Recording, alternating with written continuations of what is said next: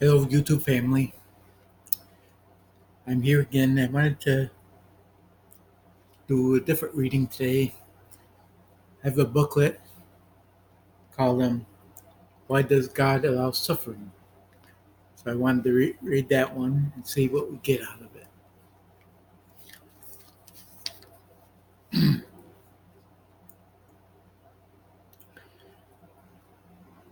Suffering. It's not a pleasant subject to discuss, but a necessary one.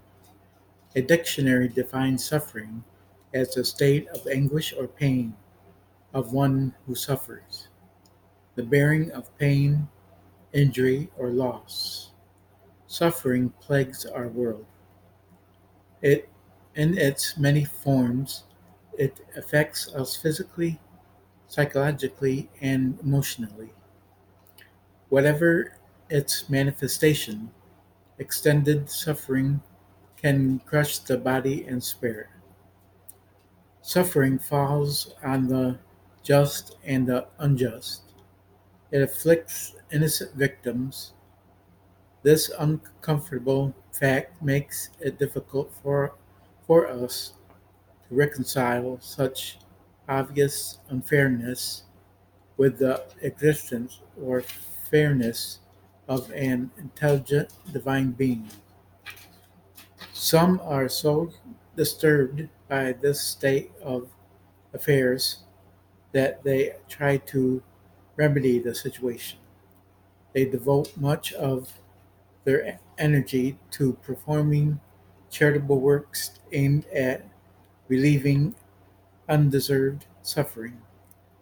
They long to make the world a more just and equitable place to live. But commendable as these efforts are, good works don't solve the world's problems. It appears that our efforts to stop suffering at best only delay the inevitable, and nobody, it seems, has a believable explanation of why so much human misery persists. What is the answer? Why is suffering so indiscriminate? Why isn't it meted out to only those who deserve it? Why do the innocent suffer from actions and events they have no control over and often cannot foresee? Thinkers and philosophers have weighed in on the issue for years, but they have failed to provide a satisfying rational answer. Those in pain, including many reading this booklet, need answers to their questions. The Bible view, realistic and encouraging. Let's examine the causes of suffering from a biblical perspective. God's Word is the key source that can help us discover the reasons people suffer. The biblical view of life is realistic and encouraging. The Bible explains why pain has always been with us and why it will remain, at least for a time.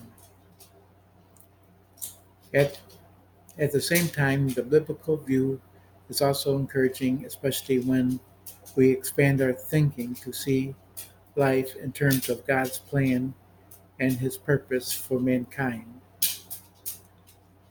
Jesus Christ tells us that his mission includes the offer to us of an abundant life. Psalm 16:11 tells us that at God's right hand are pleasures forevermore.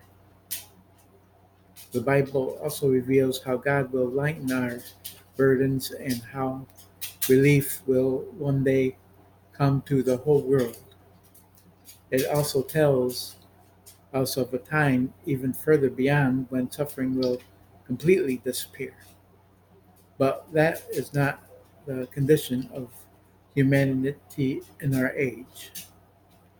Jesus understood that suffering is an inex- inextricable part of this physical life. He reminded his followers, in this world you will have trouble.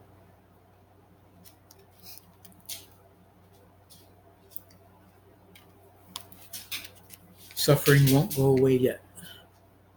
Suffering strikes rich and poor, religious and irreligious, small and great. In this life, virtually everyone will experience it. Disease and health problems seem to strike most people at some time or another.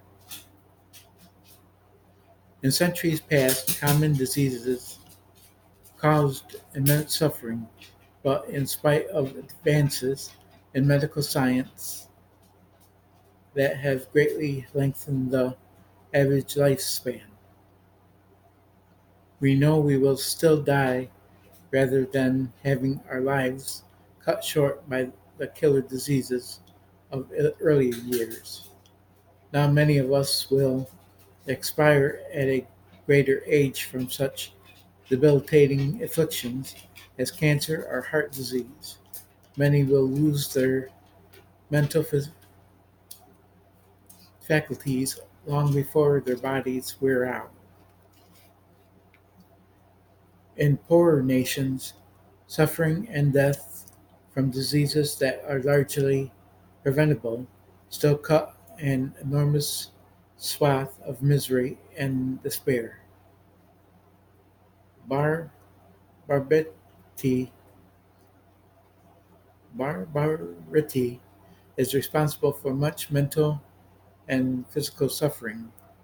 Nothing reduces man to brutal cruelty more quickly than war, and man is always fighting his fellow man. A few decades ago, historians Will and Ariel Durant wrote that in 3,421 years of recorded history, only 268 have seen no war. War causes not only deaths and crippling injuries on the battlefield, but heartbreak, the destruction of families, and poverty. It sows the seeds of enmities that last for centuries. Jesus prophesied that the period immediately before his return would see the greatest suffering of all time, much of it directly attributable to warfare. After the terror of the wars of the first half of the 20th century and the worldwide disruption, they en, enge- ende- oh, forgot, engendered, mankind has enjoyed a moderate reprieve in the sense that wars since then have been regional rather than global. Yet nothing has changed in human nature that offers much enduring hope for the future.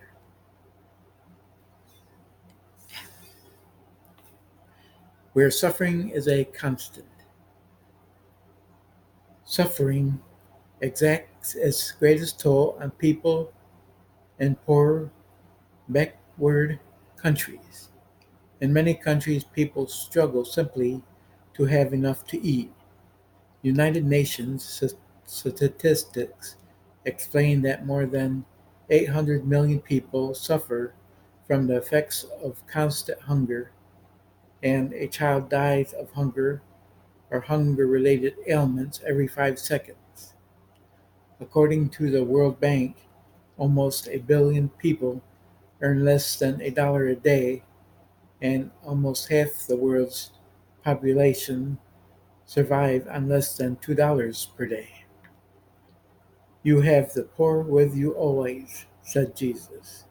This is despairingly true not only in pockets of poverty in Africa, Asia, and Latin America, but virtually everywhere.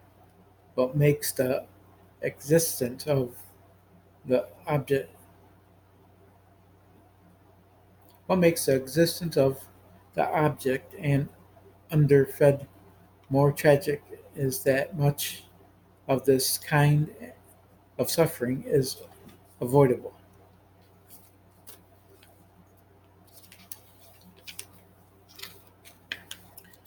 Political ineptitude, corrupt leadership, war, and rapid population growth that overstrips food supplies, fuel hunger and starvation. Inefficient farming methods and inadequate transportation and food delivery systems are factors that contribute to chronic shortages and man-made famines. Conditions beyond human control also play a part. Starvation and disease are problems that are going to get worse even if short-term relief measures are successfully implanted. Jesus foretold a time of unprecedented trouble in the last days that will include widespread famine. He prophesied of famines, pestilences, and earthquakes in various places. Pestilence, disease epidemics, often accompanies famines. When destructive earthquakes strike, particularly in poor nations, a ravaged infrastructure prevents the flow of food into the afflicted areas. Disease and hunger soon take their deadly toll. Although wars make the headlines, the number of deaths from armed conflict is small compared with those who die from disease, according to some estimates. AIDS kills 10 times as many in Africa alone as die in wars worldwide. Okay, that's it for the reading for today. I'll read you more later. Please like, share, and subscribe. And until see you again, God bless you all. Have a good day.